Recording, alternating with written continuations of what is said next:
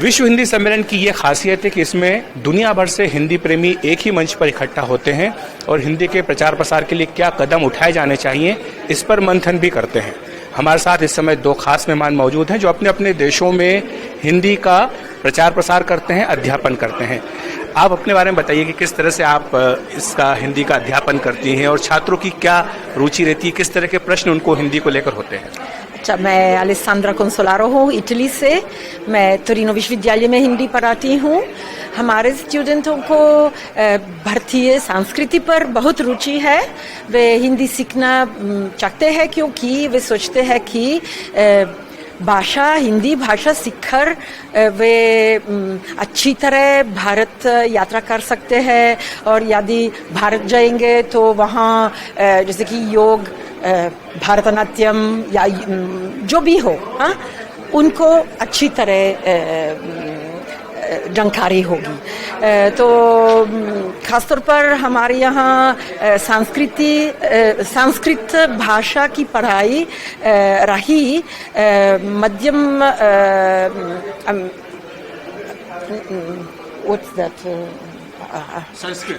संस्कृत 18वीं सदी से पढ़ाई जाती है। तो और एक इतालवी विद्वान जिसका नाम है गास्पारे गोरेजियो, टोरिनो में रामायण का पूरा अनुवाद इतालवी भाषा में किया। तो ये बहुत महत्वपूर्ण है। और अभी तो संस्कृत पर रुचि है लेकिन हिंदी की ज़रूरत है क्योंकि आधुनिक जो जिंदगी, जो दुनिया है, उसके लिए हिंदी सीखनी पड़ेगी। आप अपने बारे में बताइए। आप पोलैंड से आई हैं और वहाँ भी आप अध्यापन करती हैं, बच्चों को पढ़ाती हैं। जी हाँ, मैं पोलैंड में आदम मिच्किewicz यूनिवर्सिटी में काम करती हूँ। वहाँ हम BA और MA कोर्सेज चलाते हैं हिंदी में। हम हिंदी भाषा और साहित्य पढ़ाते हैं।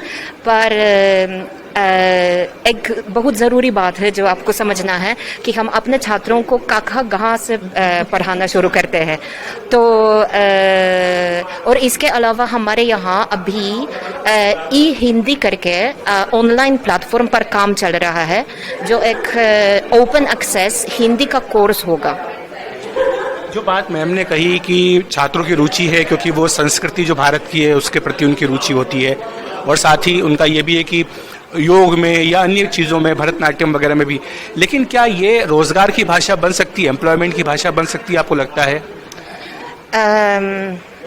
सच बताऊं तो सबसे बड़ी बात यह है कि हर किसी को मालूम है कि अगर कोई भारत में काम करना चाहता है तो वो अंग्रेजी के माध्यम से भी कर सकता है क्योंकि भारत में बहुत सारे लोग अंग्रेजी बोलते हैं। तो इसलिए मुझे लगता है कि ये रोज़गार की भाषा बनने में सबसे बड़ी रुकावट यही होगी। इसके अलावा आप देखिए, आप चीनी भाषा को देखिए या कोरियन भाषा को देखिए, वहाँ बिना चीनी या कोरियन जानने समझना, रहना, काम करना नामुमकिन है। और भारत में आप आराम से रह सकते हैं, आराम से काम कर सकते हैं बिना हिंदी, बिना बंगला, बिना तमिल बोले। आपको भी ये लगता है कि ये, और अगर इसमें ये अगर रुकावट दूर कर दी जाए तो इससे हिंदी और ज़्यादा प्रसिद्ध होगी? ये सही बात है, लेकिन मेरे कुछ स्टूडेंट हैं जो यहाँ मतलब भारत जाकर हिंदी सीखकर भारत का ये है और यहाँ जैसे कि टूरिस्ट या जैसे कि बिजनेस क्षेत्र में काम करते हैं और वहाँ यदि ठीक है यूनिवर्सिटी में या बिजनेस जो बड़े बड़े कंपनीज है, इन क्षेत्रों में अंग्रेजी ठीक है। लेकिन हाँ, मान लीजिए कि मैं जैसे कि दिल्ली में कुछ आम लोगों के साथ कुछ काम करना चाहती हूँ तो हिंदी की ज़रूरत होगी और होगा। और मुझे ऐसा लगता है कि भारत से बाहर भी जैसे कि गल्फ एरिया में अभी हिंदी बहुत चलती है।